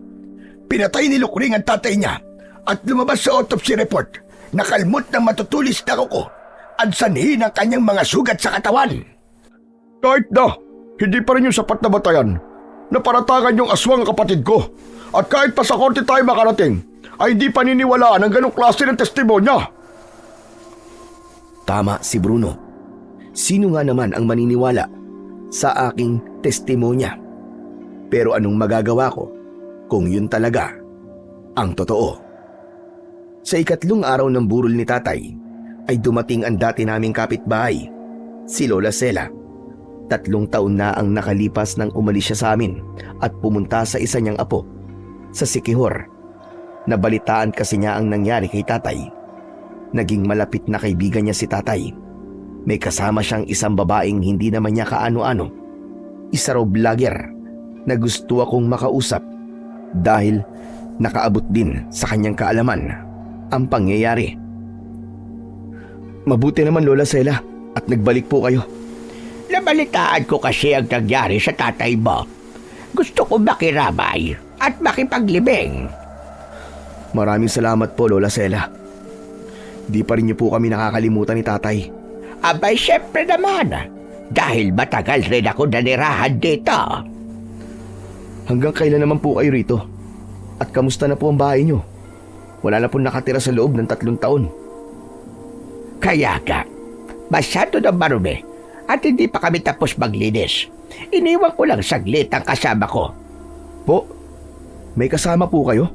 Oo, gusto ko lang sumilip sa tatay mo. Pero babalik uli ako rito mamayang gabi at isasama ko yung sinasabi ko sa yung vlogger. Sino po ba ang vlogger na yun? Kung gusto mo ay pumunta ka mamayang hapon sa bahay, ipagluluto kita ng paborito mong merienda. Sumilip saglit si Lola Sela sa bangkay ni tatay at nagpaalam na din agad. At pagdating ng 3:00 ng hapon ay pinuntahan ko siya sa bahay nila. Nasa amin ang 3 kong pinsan kaya sinabihan ko sila muna ang magbantay kay tatay. Tama-tama ang dating mo, Temyong. Kakatapos ko lang magluto ng merienda. Opo Lola Sela, naamoy ko nga po ang ginataang saging at kamote na may langka. Bigla po tuloy ako nagutom. O sige, halika. Maupo ka at ipaghahanda kita. Siya nga pala, gusto kitang ipakilala sa kasama ko, si Erika. Erika? Siya naman si Temyong. Kumusta ka na Erika? Ikinagagalak kitang makilala. Ikinagagalak din kitang makilala, Temyong. Sabay kaming nagmerienda ni Erika. Iniwan muna kami ni Lola Sela para mabigyan kami ng privacy. Maganda si Erika, may pagkamistisa at maganda rin ang hubog ng katawan. Kumbaga, artistahin ang dating. Erika, matagal ka na bang vlogger? Bago pa lang. May 3 months pa lang ako. Pero malapit nang mamonetize ang YouTube channel ko. Talaga? Ang galing naman. Tungkol ba saan yung content mo? Tungkol sa mga kababalagan at paranormal stories. At dahil nag-viral yung interview sa'yo ng isang vlogger, kaya interesado rin akong interviewin ka. Mabuti na lang. At kilala ka ni Lola Sela. Kaya hindi ako nahirapang hanapin ka. Mabait si Erika at masarap kausap. Kaya maliban sa mga bagay na gusto niyang malaman tungkol sa aking naging karanasan, ay marami pa kaming ibang bagay na napag-usapan at mabilis kaming nagkapalagayan ng loob. Kinagabihan ay nagpunta ulit si Lola Sela sa burol ni tatay. Kasama niya si Erika. Marami ang tao sa lamay at halos lahat sila ay napapatingin sa dalagang kasama ni Lola. First time lang kasi nilang nakita ang dayuhang vlogger at nakukuryos sila kung sino ba ang magandang estranghera na napadpad sa aming barangay. Lingid sa aking kaalaman ay palihim ding nagpunta si Bruno para magmanman at napansin din niya si Erika at nabighani siya. Kaya naman biglang na-trigger ang kanyang makamundong pagnanasa. Ayos. May bago na naman akong prospect. Kailangan makilala kong babaeng yun. Pero teka muna. Bakit pamilyar ang mukha niya? Namamalikmatalam ba ako? Totoo bang tao siya? O isa siyang multo? Pasado 1:00 na ng madaling araw nang umuwi sina Lola at Erika. Ihahatid ko sana sila pero pinigilan ako ng aking mga pinsan dahil may pinaniniwalaan silang pamahiin. Malapit lang naman sa amin ang bahay ni Lola Sela. Wala pang 1 minutong paglalakad. Palihim silang sinundan ni Bruno. Nakita niyang pumasok si Lola Sela at Erika sa pinto ng bahay. Nakatayo na si Bruno sa harap ng pinto at nag-iisip ng malalim. Imposible. Paano nangyari yun? Bakit mo kami sinusundan? Napatingin si Bruno sa kanyang likuran. Nagtataka siya kung paano napunta si Erika roon Gayong nakita naman niyang pumasok ng pinto ang dalaga. Teka, paano ka napunta riyan? Pumasok ka sa pinto niyo, di ba? Sagutin mo na lang ang tinatanong ko. Sino ka? At bakit mo ako sinusundan? Gusto mo rin ba akong biktimahin? Ano ba pinagsasasabi mo? Kilala kita. Dahil nakita ko na ang mukha mo sa social media. Ikaw si Kagawad Bruno. Ang pinaghihinalaang rapist na aswang at serial killer sa baryong ito. At naniwala ka naman doon. Bakit? Nasa itsura mo naman eh. Mukha kang ang rapist. Ang pangit mo kasi. Hindi ka papatulan ng mga babaeng nagugustuhan mo. Kaya dinadaan mo sa dahas. Hinahalay mo sila. Nang iinsulto ka ba? Daan-daan ka sa pagsasalita mo. Dahil baka ikaw at sunod na maging biktima. Huwag mong sabihin gawin mo. Hanggang salita ka lang naman eh. Hindi na nakapagtimpi si Bruno, kaya bigla siyang nagbago ng anyo. Naging aswang na siya. Malaki at maitim ang kanyang katawan. Nakakatakot ang itsura niya. Nanlilisik ang pulang mata at mahahaba at matutulis ang kanyang pangil. Mahaba rin ang kanyang kuko. Pero hindi man lang naalarma si Erica at wala siyang naramdamang kahit na anong konting takot. Magaling. Kaya totoo nga. Ikaw nga ang serial killer. Wow naman. Takot na takot ako sa'yo. Wag po. Maawa na po kayo. Wag niyo po akong sasaktan. O ano? Kala mo natatakot ako sa'yo? Gunggong! Nang iinsulto ka ba? Hindi ka ba natatakot sa akin? Mas nakakatakot ka sa anyong tao mo. Dahil mas nakakatakot ang kapangitan mo kaysa sa pagiging aswang mo. Ah, ganon. Humanda ka dahil pagbabayaran mo ang iyong pagiging lapastangan. Akma na sanang kakalmutin ni Bruno si Erica, pero may sinambit na salitang Latin si Erica. Isang salita na may halong salamangka, kaya biglang natigilan si Bruno. Parang napako siya sa kanyang kinatatayuan at hindi siya makakilos. Walang hiya ka! Anong ginawa mo sa akin? Bakit di ko maigalaw ang aking mga paa at kamay? Ginamitan mo ba ako ng mahika? Oo, ginamitan kita ng mahika. Dahil isa akong babaylan. At bukod doon, isa rin akong halimaw na katulad mo. Kaya humanda ka! Sa isang iglap ay biglang naputol ang katawan ni Erica at siya ay naging isang manananggal. Imposible! Isa kang manananggal! Bakit ganun? Hindi kita naamoy! Dahil kaya kong itago ang aking pagkalimaw sa kapwa ko aswang at manananggal. Kaya humanda ka. Dahil ito na ang magiging katapusan mo. Teka, sandali! Anong gagawin mo? Wala akong atraso sa'yo! Yun ang akala mo. Malaki ang atraso mo sa akin, hayop ka. Dahil ang una mo naging biktima ay ang kakambal ko. Ikaw talaga ang sadya ko rito. At hindi na kita kailangan pang hagilapin. Dahil ikaw na mismo ang kusang lumapit sa akin. Kaya pala pamilyar ang mukha mo. Ang buong akala ko ay isa kang multo. Kakambal ka pala ni Angelica. Mabuti naman at natatandaan mo pa. Inimbita lang si Angelica ng isa niyang kaibigan na magbakasyon dito. Pero ano ginawa mo? Hinalay at pinatay mo siya.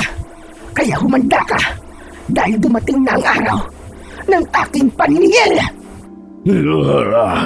Hayop ka! Lumaban ka ng parehas! Hayaan mo akong makagalaw! Hindi rin parehas na laban ang ginawa mo sa iyong mga naging biktima. Kaya humanda ka dahil ipaghihiganti ko silang lahat. Hindi! Wag! Wag! Wag! Nagawang putulin ni Erica ang ulo ni Kagawad Bruno gamit ang kanyang mahabang kuko. Sa wakas ay natapos din ang kanyang kasamaan at nagpapasalamat ako kay Erica dahil hindi lang ang kakambal niya ang kanyang ipinagiganti, kundi pati na rin ang aking kapatid. Matatahimik na rin ang kanyang kaluluwa. Kinabukasan ay natagpuan ang bangkay ni Bruno sa harap ng barangay hall. Katabi ng kanyang katawan ang pugot niyang ulo. At dahil doon ay nabago ang paniniwala ng mga mamamayan sa aming barangay. Hindi raw si Bruno ang serial killer dahil sino raw ang maglalakas loob na pumatay sa isang kilabot na aswang. Ngunit meron pa ring ibang naniniwalang si Bruno nga ang serial killer. At natutuwa sila dahil matatapos na rin ang mga nangyayaring krimen. Kasama na sa mga natuwa si Kapitan Ingo. Mabuti naman, Kapitan. At naniwala kayo. Hindi ako sigurado. Pero yun ang gusto kong paniwalaan. Maniwala kayo, Kapitan. Dahil nakita ko mismo si Kagawad Bruno, ang aswang. Sana nga, Temyong. Sana nga'y tama ka. Upang nang sa ganun ay matapos na ang mga nangyayaring krimen dito sa ating baryo. Makalipas ang ilang araw, ay inilibing na si tatay at kinabukasan ay sabay namang inilibing sina Bruno at Lukring. Sa wakas ay matatahimik na rin ang aming barangay. Pero sa kabila ng lahat ay mananatili pa rin ang katanungang sino ang pumaslang kay Kagawad Bruno. Lumipas pa ang ilang araw ay nanatili si Erika sa aming lugar. Madalas kaming magkwentuhan kaya naman naging malapit kami sa isa't isa. Unti-unting nahulog ang loob ko sa kanya pero pinipigilan ko ang aking sarili. Hanggang sa sumapit ang kabilugan ng buwan, 12:30 na ng madaling araw. Pinuntahan ako ni Lola Sela. Oh, Lola Sela, ano po sadya nyo? 10 oras na po ng gabi. Nawawala kasi si Erika. Ho? Nawawala? Ano pong ibig nyo sabihin? Magkasabay kaming naghapunan.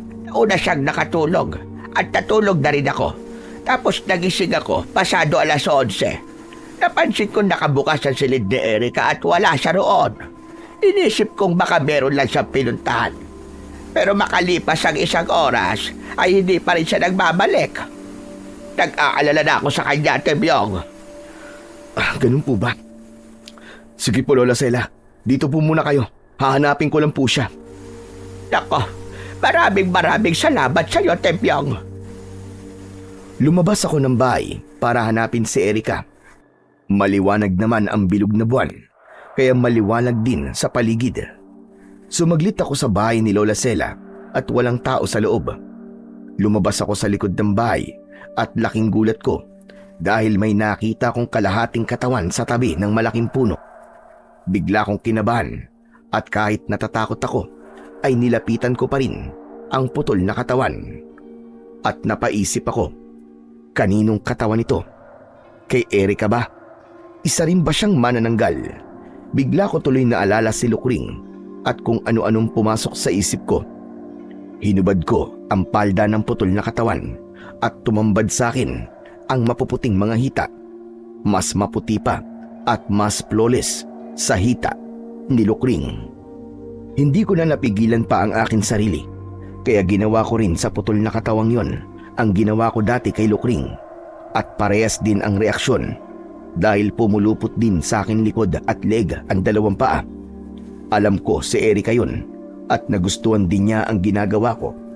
Pero may kakaibang nangyari dahil makalipas lamang ang ilang sandali ay may narinig akong pagaspas ng pakpak. Tumingala ako at nakita ko ang kalahating katawan ni Erika. Sa sobrang takot ay napatakbo ako sa loob ng bahay. Hindi ako makagalaw sa aking inuupuan. Inihanda ko ang aking sarili. Wala na akong magagawa kung yun na ang aking magiging katapusan. Pero umaasa akong mapapatawad pa rin ako ni Erika sa aking kapangasan. Pumasok si Erika sa loob na nasaan yung tao na. Lumapit siya sa akin at tinitigan niya ako. At laking gulat ko dahil bigla niya akong hinalikan sa labi. Mainit at maalab ang kanyang halik. Kaya lalo ko pang ipinagdiinan ang aking labi. Pareho kaming nagpatianod sa agos ng aming nananabik na katawan at damdamin. Kaya naman makalipas lamang ang ilang minuto ay nasa kama na kami at parehong walang saplot ang katawan. Pinagsaluhan namin ng init ng gabi at sabay kaming naglakbay hanggang sa kami ay makarating sa pinakatuktok ng langit. Kinabukasan, maaga akong umuwi at nakita kong natutulog sa sopa si Lola Sela. Hinintay ko na lang siyang magising at nag-imbento na lang ako ng istorya. At pagkatapos namin magkape at kumain ng pandesal, ay umuwi na siya. 2 araw pa uli ang lumipas. Nagpaalam na sina Lola Sela at Erika. Babalik na raw sila sa Siquijor. Iiwan mo na ako, Erika? I'm sorry, Temyong. Pero kailangan ko nang umalis. Dahil matagal nang tapos ang aking misyon. Pero paano tayo? Baliwala ba sa'yo na magitan sa atin? Aswang ako at tao ka. Hindi tayo bagay. Kaya isipin mo na lang na isang magandang panaginip ang namagitan sa atin. Hindi ba talaga tayo pwedeng magsama? Magkaiba ang ating mundo. Kaya imposible ang gusto mo mangyari. Gusto ko mang pigilan si Erika ay wala na akong magagawa. Umalis na siya, pero nag-iwan siya ng isang matamis na alaalang hindi ko makakalimutan. At umaasa akong balang araw ay magtatagpong muli ang aming mga landas. Pagkatapos ng mga pangyayaring yon sa aking buhay, ay naging tahimik at payapa ng muli ang aming baryo. Wala nang pagsalakay ng aswang. Tahimik nang nakakalabas ang mga tao at nakakapaglaro ng muli ang mga kabataan sa lansangan kahit gabi. Nagpasalamat ako sa Panginoong Diyos dahil kahit nawalan ako ng ama at kapatid, ay hindi niya pa rin pinabayaan ang aming baryo. At natapos ang kasamaan na minsang namaya ni Rito. 2 taon ang mabilis na dumaan. Nagulat na lang ako nang bumalik si Erika sa aming baryo at sinabi niyang hindi na siya makatiis na hindi ako makita dahil magmula daw ng paghihiwalay namin ay hindi na ako nawala-wala sa isip niya dahil doon lang daw niya napagtanto na mahal niya ako at ayaw niya nang mawalay ako sa kanyang paningin. Agad ko siyang hinalikan at sinabi ko rin sa kanya na kahit kailan ay hinding-hindi na kami magkakaiwalay at bubuo kami ng isang masayang pamilya na puno ng pagmamahalan sa isa't isa.